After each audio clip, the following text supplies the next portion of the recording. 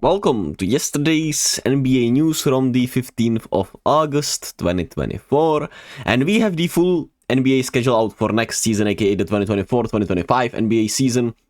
And that's a lot to talk about, a lot to digest. I'll talk about my Warriors, aka my favorite team, the Golden State Warriors schedule, probably, more in depth when or tomorrow or someday like that. I'm going on vacation also, so we'll see how that all works out. But there will probably be no NBA news for like 3 days or so.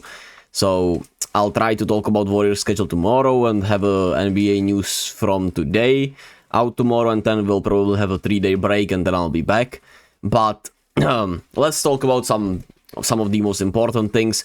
Obviously, the biggest thing I would say is that the NBA teams that are in high profile and national TV games, quote unquote, won't have a game beforehand, which obviously was an issue when there was a back-to-back game and the second end of the back-to-back was a big game. For example, I don't know, last year Warriors Celtics, I'm pretty sure, was a back-to-back for the Warriors, even though that's not that big of a game, right? But for example, just so it doesn't happen that Embiid against Jokic is a second night of a back-to-back for Embiid or Jokic.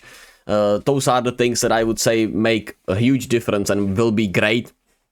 Average-wise, we have about 15 back-to-backs per team from what I understand, and the schedule has been, more favorable, and it's, down from average back-to-backs about like 23% from a decade ago. So that's obviously good for a healthier and a better regular season. While the national television games, which, I mean, for me as a Czech Republic, as a guy from Czech Republic, doesn't really matter, but obviously there's one of the biggest talks about this schedule because, I mean, nobody's going to talk about every single game, and then we're going to talk about every team's fan is going to talk about the prediction for the start of the season, right? How will they do in the first 10 games or so? How are they thinking about the first 10 games or so? How is the strength of schedule? And national television televised games, which with NBA TV, which I don't know why that counts, but the Lakers, Warriors, Celtics, and Knicks have the most, with the Lakers having the most, 39 nationally televised games. Warriors close second with 36, and Celtics and Knicks both 34. But without NBA TV, it's Lakers with 29 nationally televised games, the Boston Celtics with 27, and Warriors and Knicks with 24.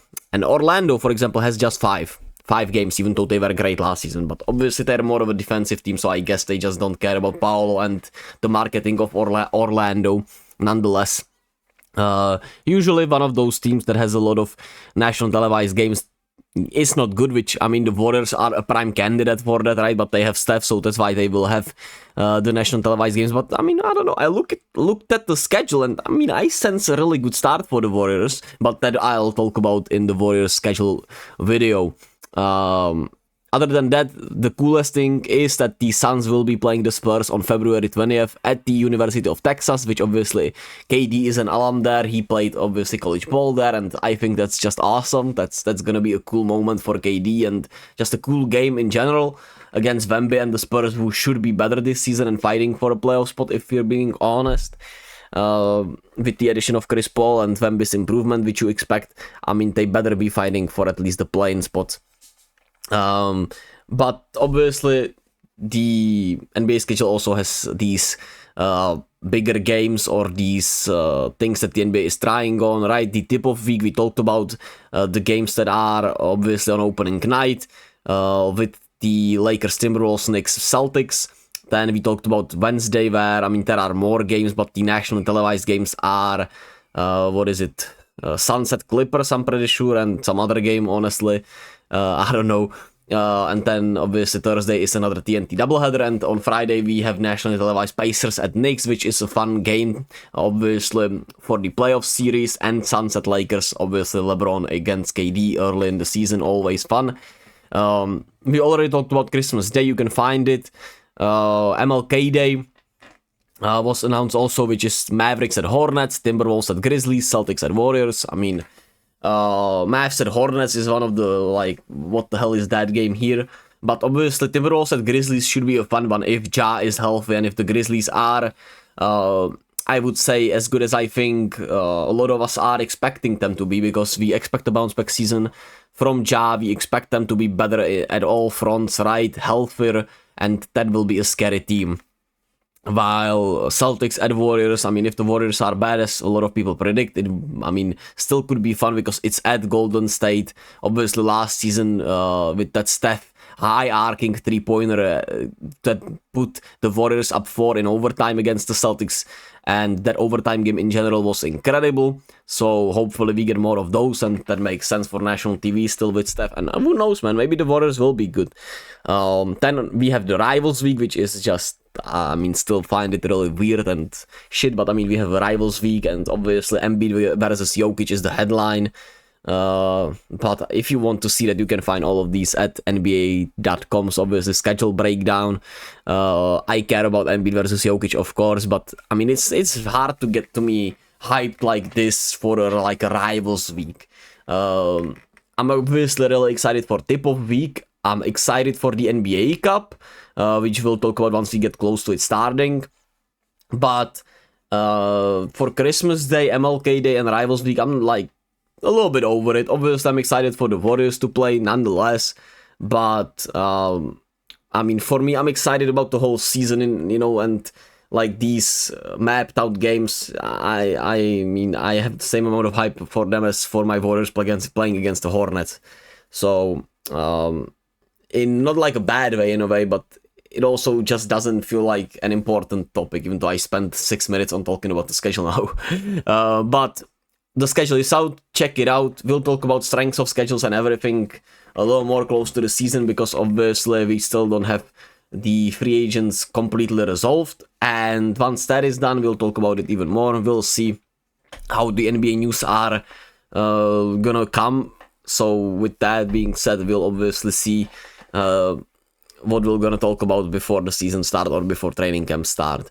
Then some other news. Clippers gave out rings at the grand opening of their new arena into a dome, which is just funny in a way, right? But I mean, at least they'll have a ring.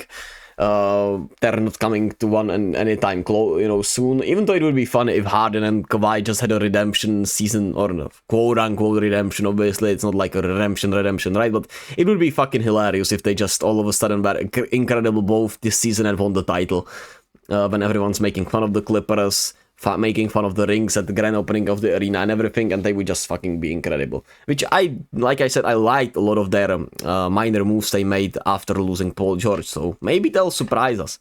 Joe Harris also retired. Salute to Joe. I'll always remember that horrible playoff series against the Bucks he had. And I mean, the injuries just never made him the same shooter and player, so salute for a good career.